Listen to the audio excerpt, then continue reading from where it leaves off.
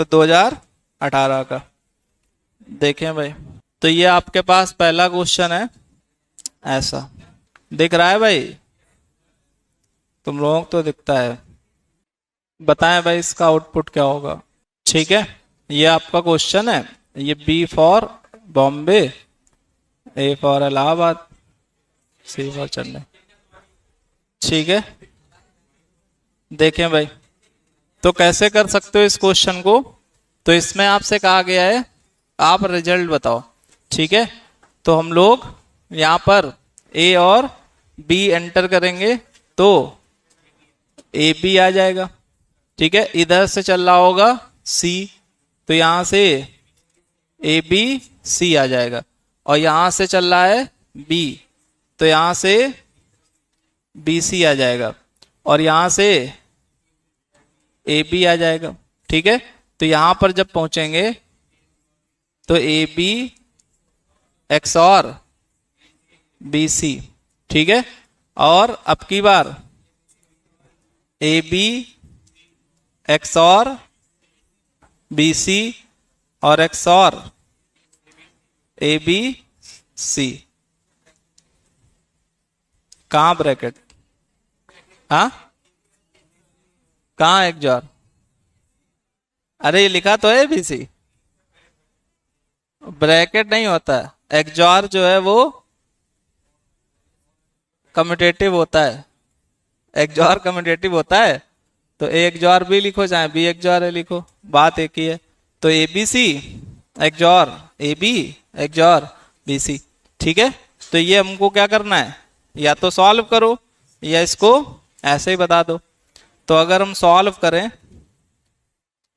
Solve या value रख के करें, वैल्यू रख के कर लो। ठीक है, तो अगर हम लोग मान लो तीनों को 1 लेंगे तो सारे ही सही होंगे, तो 1 ना लो, तो एक को हम लोग 1 ले लें और बीसी को 0 ले लें।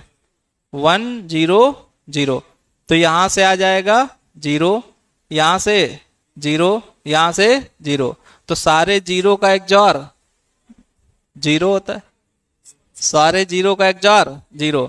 तो अगर इससे तो आएगा नहीं, इससे आएगा नहीं, अगर इससे करेंगे तो आ जाएगा, इससे करेंगे तब भी आ जाएगा, उससे करेंगे तब भी। तो एक ऑप्शन हो गया गलत। तो हमारा कौन सा ऑप्शन निपट गया, 100। अब की बार हम लोग क्या लेकर देखें, 1 0 या 0 1 1 ले लो। ठीक है, 0 1 1 लोगे तो ये वाला निपटेगा और इन दोनों में कोई ना कोई बचेगा। अगर ऐसा होगा 0 1 1 रखो, तो यहां रखते हो अगर, तो ये 0 और 1 1 से 1 आएगा, और 0 1 1 यहां रखो। आ? अरे यहां भी क्या दिक्कत, 0 1 1 रखें तो वहां से वो बाहर, ये तो ये दोनों कैसे हैं, सेम। तो ज्यादा संभावना है कि इनमें से, या चलो रख के देखते हैं। तो यहां पे रखोगे ए बी, तो कितना हो जाएगा 0, यहां रखोगे 0, बी सी रखोगे तो 1 और 0, तो इसका एक्जॉर 1 आएगा। तो यहां से जब रखोगे इसमें, तो इसमें कितना आ जाएगा बी प्लस सी, तो ये 0 आ गया, तो ये वाला ऑप्शन हो गया गलत। तो इसका मतलब ये आंसर गलत। तो कौन सा सही, या तो सी या तो डी। तो हमारे पास कौन सा हो गया, 0 1 1 रखा था ना।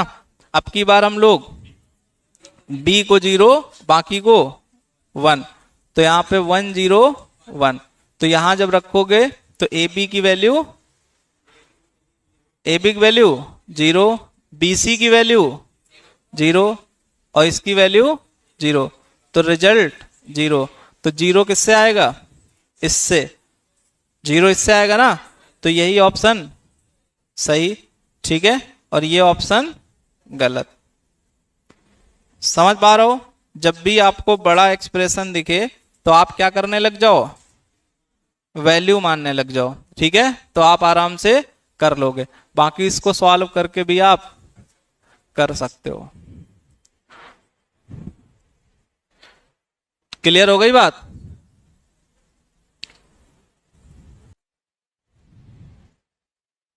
अगला देखो, अगला क्वेश्चन है कि which of the following does not exclusive nor. तो आपको डायरेक्ट पता है कि एक्सक्लूसिव नॉर का मतलब होता है ऐसा, जानते हो आप ये बात, एक्सक्लूसिव नॉर, ठीक है। तो हम लोग अगर देखें तो ये तो है सही, तो एक्सक्लूसिव नॉर ये है, पूछा है कौन सा नहीं है, तो इसको चेक करें। तो जब इसको चेक करोगे तो एक्स वाई कॉम्प्लीमेंट और एक्स वाई कॉम्प्लीमेंट, अब जो ये जब साइन हटेगा तो ये एक्स और का है, तो एक्स और मतलब एक बार एक्स पे एक बार वाई पे, तो ये एक्स बार वाई बार और प्लस का एक्स वाई, तो मतलब ये भी एक्स नॉर है, और ये एक्स नॉर है तो ये भी एक्स नॉर होगा। तो कौन सा नहीं होगा, डी ऑप्शन एक्स नॉर नहीं होगा। बात समझ पा रहा हो, मतलब सिंपल है, इसको सॉल्व कर लो। जब भी ये साइन हटाया जाता है तो एक बार इसके ऊपर कॉम्प्लीमेंट और एक बार इसके ऊपर, पता है ना आपको। अगर आपके पास ऐसे लिखा है तो आप एक्स वाई 2 बार लिखो, ठीक है, एक बार एक्स के ऊपर एक बार वाई के ऊपर। तो यहां पर हमने यही काम किया, ये लिखा है तो हमने इसको क्या लिखा 2 बार, ठीक है, और एक बार एक्स के ऊपर कॉम्प्लीमेंट एक बार वाई के ऊपर, तो ये आपका एक्स नॉर आ जाता है। तो ऑप्शन कौन सा सही, डी ऑप्शन। अगला क्वेश्चन है कि if a signal passing through a gate is initiated by sending low into one of the input, नहीं, sending low into one of the input and output is high, मतलब ये कह रहे हैं कि ऐसा कौन सा सर्किट है जिसमें आप इनपुट करो एक लो, ठीक है। तो जैसे हम अगर देखें तो पी क्यू और ये कोई भी रिजल्ट है, 0 0 1 1 0 1 0 1, तो कह रहे हैं एक अगर लो है तो उसका आउटपुट हाई हो और बाकी केस में 0। अगर एक इनपुट क्या, अच्छा 1 1 के बारे में नहीं, इसमें ऐसा बोला है कि initiated by sending low input one of the output, input अगर कोई भी 2 इनपुट में से एक लो है तो उसका आउटपुट हाई है, तो इसका आउटपुट हाई, इसका आउटपुट हाई और इसका भी हाई और इसका 0। तो कह रहे हैं कि ये गेट कौन सा है, ये गेट कौन सा है। तो यहां पर देख सकते हो ये 0 और ये 1 होता तो एंड होता, और सारे 1 और 0 है तो नैंड हो जाएगा। तो ऑप्शन कौन सा सही, ये। बात समझ पा रहे हैं। क्वेश्चन में क्या कहा गया है, क्वेश्चन में ये कहा गया है कि जब आप दोनों में से कोई एक इनपुट लो करो तो आपका आउटपुट हाई आता है, तो दोनों में से एक लो तो आउटपुट हाई, दोनों में से एक लो तो आउटपुट हाई, एक तो आउटपुट हाई, दोनों हाई तो 0। तो इसका मतलब ये कौन सा गेट रिप्रेजेंट कर रहा है, किसकी टेबल है ये, नैंड की। तो ऑप्शन आपका बी करेक्ट हो जाएगा। क्लियर हो गई बात। अगला क्वेश्चन है ये, ठीक है। तो इसको हम लोग कैसे करते हैं, तो इसमें हम लोग 2 2 4 की पावर बेस r और 13 की बेस r का होल स्क्वायर, तो यहां से 4 इंटू आर की पावर 0, 2 इंटू आर और 2 इंटू आर स्क्वायर बराबर 3 इंटू आर की पावर 0, 1 इंटू आर का होल स्क्वायर। तो यहां से 2r स्क्वायर प्लस का 2r प्लस का 4 बराबर आर स्क्वायर प्लस 9, 3 है ना, आर स्क्वायर प्लस 9 और प्लस 6r, तो यहां से ये इससे कटेगा, तो आर स्क्वायर माइनस का 4r माइनस 5 बराबर 0। फैक्टर कर लो आप, तो X square sorry R square minus 5r plus r minus 5 बराबर 0। तो r कॉमन ले लें, r माइनस 5। आप लोग वीडियो सारे देख लिए हो ना, जो लोग नए भी हैं वो लोग भी, मतलब जो लोग लेट एडमिशन लिए थे वो सब कंप्यूटर वाले वीडियो देख लियो। हम उसी को मान के चल रहे हैं कि आप देख लियो, तभी हम इतनी जल्दी जल्दी पढ़ा रहे हैं।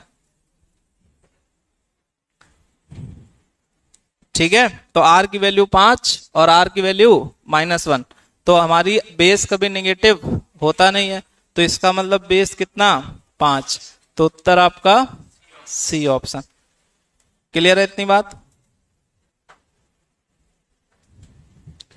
अगला क्वेश्चन है कि what type of error not detected by assembler. तो लॉजिकल, उस दिन हमने समझाया भी था, लॉजिकल एरर का मतलब आप कोई गलती करो तो उसको कंपाइलर और असेंबलर दोनों ही पहचान नहीं पाते। वो किस टाइप की गलती पहचानेंगे? अगर आपकी सिंटैक्स एरर हो तब वो बता देंगे कि यहां पर ऐसी गलती है, ठीक है, लेकिन अगर आपकी लॉजिकल एरर है तो वो बता नहीं पाते हैं। ठीक है, सिमेंटिक एरर भी नहीं बता पाते। क्यों? क्योंकि सिमेंटिक का मतलब होता है कुछ ऐसा आपने कर दिया जो करने वाला नहीं था। ठीक है, जैसे लूप आपने इनफाइनाइट चला दिया, या आपने किसी नंबर को 0 से डिवाइड कर दिया, तो ये सब एरर के पार्ट नहीं है। अगला है 5। ठीक है, तो इसको कैसे करेंगे? अभी कर चुके हैं पीछे 2 क्वेश्चन, वैसे ही सेम ये भी है। यही था क्या? कर लो लेकिन। ठीक है, तो यहां पर क्या होगा, x 3 से बड़ा होगा, x 4 से बड़ा होगा और y 8 से छोटा होगा। तो जब इसको सॉल्व करोगे तो 3 इंटू एक्स की पावर 0 और 4 इंटू एक्स बराबर y इंटू 8 की पावर 0 और 3 y इंटू 8 की पावर 1 और 3 इंटू 8 की पावर 0। गेट बंद करो भाई। ये आ जाएगा 4x प्लस 3 और 8y प्लस 3, ये कट जाएगा तो 4x बराबर 8y, तो x बराबर 2y। तो y की वैल्यू हमें रखनी है 8 से छोटी, तो y की वैल्यू 8 से छोटी 7 रखोगे तो ये मिलेगा 14, 6 रखोगे तो 12, 5 रखोगे तो 10 और 4 रखोगे तो 3 रखोगे तो 2 रखोगे तो 4। लेकिन x जो है वो 4 से बड़ा है, तो इसका मतलब ये गलत। तो कितने सॉल्यूशन? 5 हो जाएंगे। ठीक है, 5 सॉल्यूशन हो जाएंगे। 17 में था, 16 में किया है इसको अभी। अगला क्वेश्चन है ये,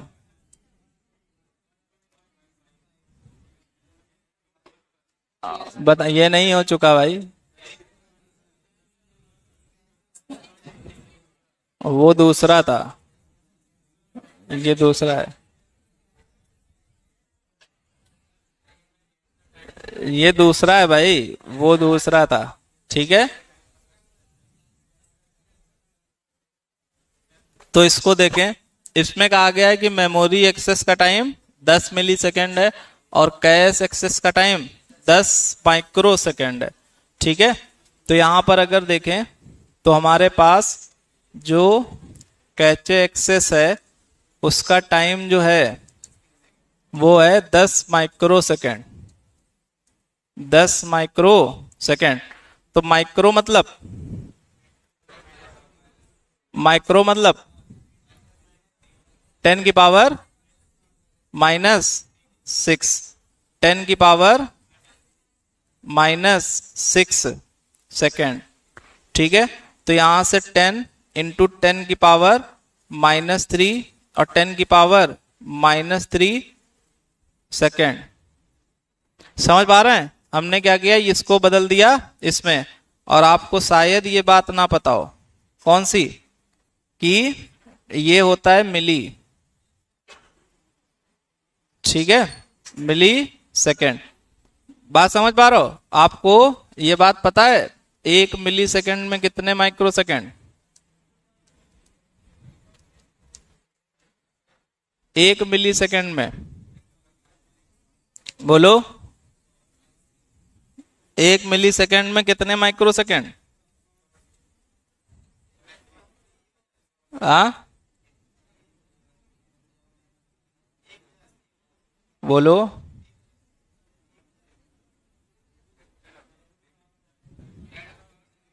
हाँ 10⁻³ 1 मिली सेकेंड बराबर ऐसे 1000 माइक्रो सेकेंड। सही है ये, 1 मिली सेकेंड बराबर 1000 माइक्रो सेकेंड। बोलो, यहां रख के देख लो ना, ये मिली सेकेंड लिखा है, इसकी जगह क्या लिखो, 1000 माइक्रो सेकेंड। तो 1000 माइक्रो सेकेंड लिखोगे तो यहां से 10 माइक्रो सेकेंड आ जाएगा। अरे भाई यहां रख के देखो, यहां पर 1000 माइक्रो सेकेंड लिखो, कितना लिखो, 1000 माइक्रो सेकेंड। तो 1000 का इससे मल्टीप्लाई होगा तो 10 आएगा, और माइक्रो सेकेंड लिखा है तो 10 माइक्रो सेकेंड लिखा हुआ है। ठीक है, आप ऐसे याद रखें। कैसे कि जब 10⁻³ सेकेंड हो तो 1 मिली सेकेंड, 10⁻⁻6 सेकेंड हो तो 1 माइक्रो सेकेंड। ठीक है, तो ये हमारा जो नंबर है वो बदल गया किसमें, मिली सेकेंड। तो जब आप इसको बदल लिए मिली सेकेंड में, तो इसको ऐसे भी लिख सकते हो 0.01 मिली सेकेंड, लिख सकते हो 0.01 मिली सेकेंड। अब हम लोग आते हैं अपने कॉन्सेप्ट पे। तो कॉन्सेप्ट यहां पर हमें क्या निकालना है, इफेक्टिव मेमोरी एक्सेस टाइम। ठीक है, तो अब यहां पर कैश में भी टाइम लग रहा है। जब डेटा कैश में एक्सेस हो रहा है तब भी टाइम लगेगा, और नहीं मिलेगा तो आगे भी टाइम लगेगा। तो हम लोग कैसे इसको निकालते हैं कि अगर हिट हुआ तो हमारे पास जो टाइम लगेगा वो एक तो कैश वाला लगेगा प्लस मेमोरी वाला लगेगा। कौन सा, कैश का मतलब कैश वाला, और फिर वो रैम का ढूंढेगा तो रैम वाला। और अगर मिस हो गया तो कैश का भी लगेगा, रैम का, और वही मेमोरी, तो यहां पर सेकेंडरी का। बात आप समझ पा रहे हो। तो यहां जब आप रखोगे तो ये आ जाएगा कितना, हिट है, हिट कितना परसेंट, 15%, हिट रेशियो 15%। तो 15% हिट, तो टाइम लगेगा 0.01 प्लस 10।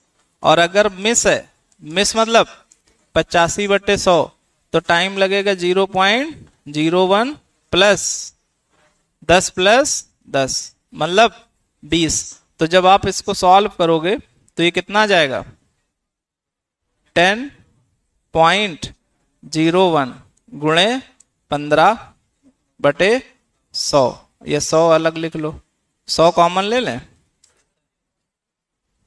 ऐसे, और यहां से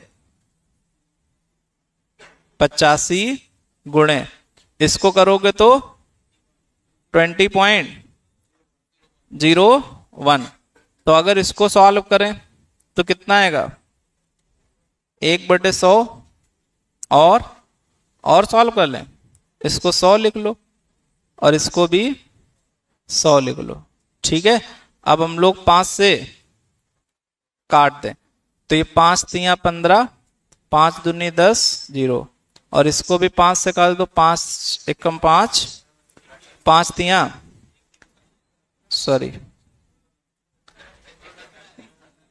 5 सत्ते 35, 5 दूनी 10, 0। तो ये 20 भी क्या करो, बाहर निकाल लो। अब आपके पास बच गया 1001 गुणे 15 और प्लस 3 है, 3। ठीक है, अब इसको सॉल्व करो भाई, आप बताओ कैलकुलेशन करके। तो 1/2000, और यहां से करेंगे तो 3003, और 17 दूनी 34, 34,000, तो 34,017।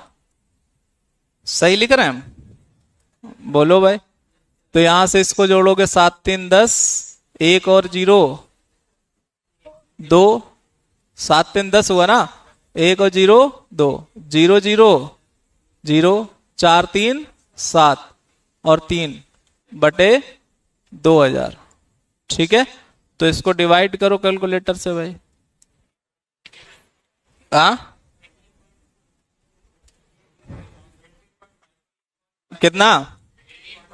18.51 मिली सेकेंड। ठीक है, तो ये आंसर होगा और ये एग्जाम में गलत आया था। ठीक है, तो आंसर आपका क्या? 18 पॉइंट कितना? 51। ठीक है, मिली सेकेंड। समझ में आया कि नहीं? तो आपके दो टाइप के क्वेश्चन हुए, कैश मिस और कैश हिट वाले। दो टाइप के कौन से? कैश मिस, कैश का टाइम ना दिया जाए तो इसका मतलब कैश को एक्सेस करने में 0 समय लगेगा। ठीक है, लेकिन अगर कैश का भी टाइम दे दिया जाए तो इसका मतलब अगर डेटा मिलता है तो हमारा कैश और रैम का समय लगेगा, और अगर डेटा नहीं मिलता है तो फिर कैश का भी लगेगा, रैम का भी लगेगा और सेकेंडरी मेमोरी का भी लगेगा। तो कितने समय लगेंगे? 3 समय। क्लियर हो गई बात? ठीक है, अगला क्वेश्चन है ये। तो इसको भी आप देख करके थोड़ा सा आइडिया लगा सकते हो कि अगर हम देखें नंबर छोटा है और ये नंबर बड़ा है तो इसका मतलब इधर बेस कम हुआ होगा। तो अगर इधर बेस 10 है तो इधर कम होगा, तो कौन सा? 10 से कम होगा। तो दूसरा वाला जो R2 की वैल्यू है वो आपकी 10 से कम होगी। तो ये गलत, ये गलत और ये गलत, तो आंसर बी सही हो जाएगा। बात समझ पा रहे हो? जब नंबर बढ़ता है तो बेस कम होता है, और जब नंबर छोटा होता है, जैसे यहाँ पे देखो, यहाँ भी नंबर क्या हो रहा है? बढ़ गया है, तो बेस क्या हो गया? कम। तो इधर बेस होगा 10 से बड़ा, तो 10 से बड़ा आपका 16 है। बात आप समझ पा रहे हैं? बाकी इसको सॉल्व करोगे तो मजबूत क्वेश्चन है, आप इसको करिएगा। ठीक है, इसको सॉल्व करोगे तो R1 की वैल्यू आएगी, और इसको सॉल्व करोगे तो R2 की वैल्यू आ जाएगी। ठीक है, वैसे ऑप्शन से करोगे तो और ज्यादा सही है। समझ पा रहे हो? ऑप्शन से मतलब क्या? हेक्साडेसिमल से डेसिमल करके देख लो, ये आना चाहिए, और डेसिमल से ऑक्टल करके देख लो तो ये आना चाहिए। क्लियर है इतनी बात? अगला क्वेश्चन है ये वाला। ठीक है, तो ये क्वेश्चन आपका टेस्ट में बहुत बार आया ना? नहीं आया?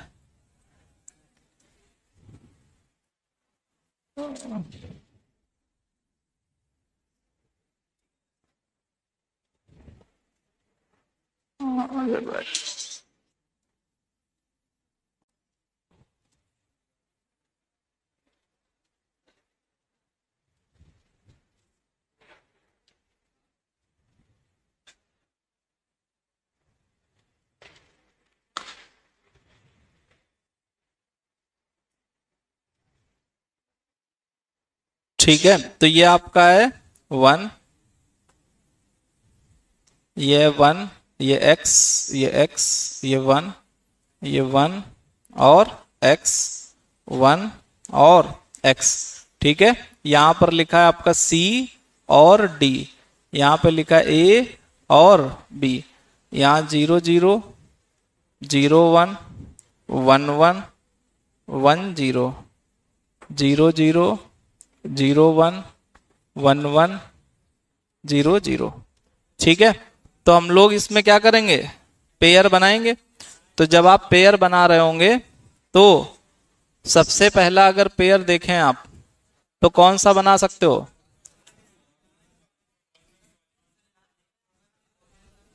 कौन सा? 4 का बना सकते हो, कॉर्नर वाले।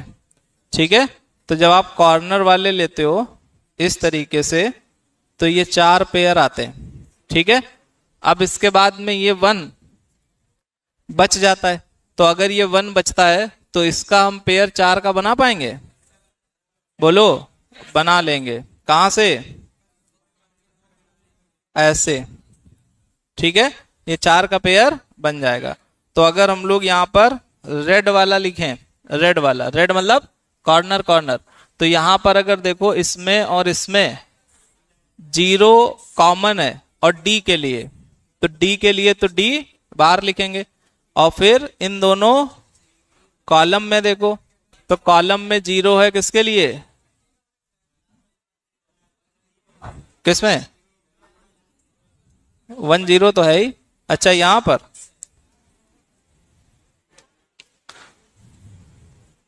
1 0, ठीक है।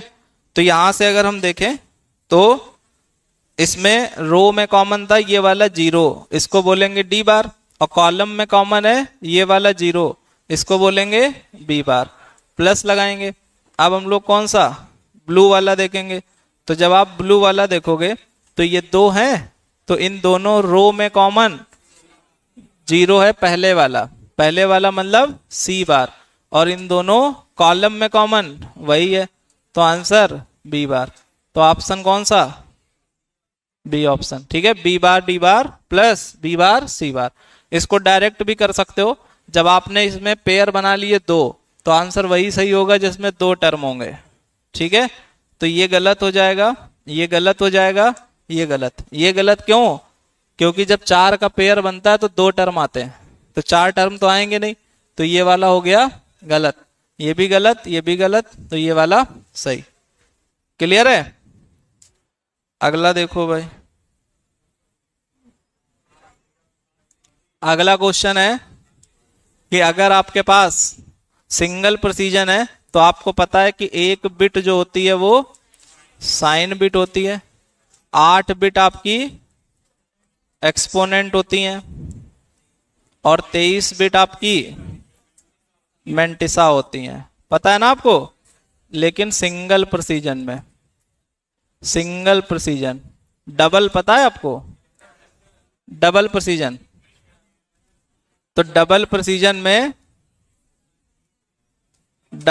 में एक तो साइन बिट और 11 एक्सपोनेंट, और टोटल होती है कितनी 64, तो 64 से 12 घटा दो, तो इसका मतलब 52 मेंटिसा, ठीक है। 52 क्या मेंटिसा।